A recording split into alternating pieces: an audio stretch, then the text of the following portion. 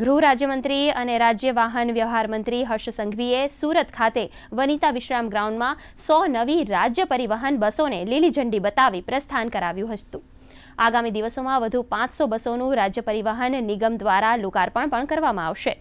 નાગરિકો ખાનગી બસોનો ઉપયોગ બને તેટલી ઓછી માત્રામાં કરે છે અને મુસાફરી આરામદાયક બને તે ઉદ્દેશ્ય સાથે આ બસોમાં અત્યાધુનિક સુવિધાઓ ઉપલબ્ધ કરાવવામાં આવી છે।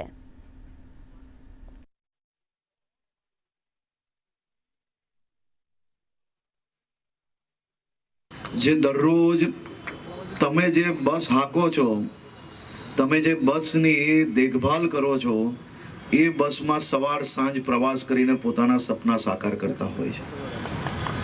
આજે સુરત શહેર ખાતેથી દક્ષિણ ગુજરાતના અને ખાસ કરીને ગુજરાતના નાગરિકો માટે 100 નવી અત્યાધુનિક બસોનું લોકાર્પણ કરવામાં આવી રહ્યું છે।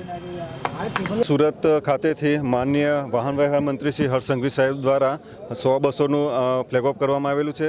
આ 100 બસોમાં સ્લીપર કોચ છે, 2x2 બસ છે, 3x2 બસીસ છે અને આજે આ નવી બસો જે છે આજથી પબ્લિકની સેવામાં સમર્પિત થઈ ગયેલી છે અને આ જે બસોમાં છે અદ્યતન સુવિધાઓ સંપૂર્ણ બસ છે।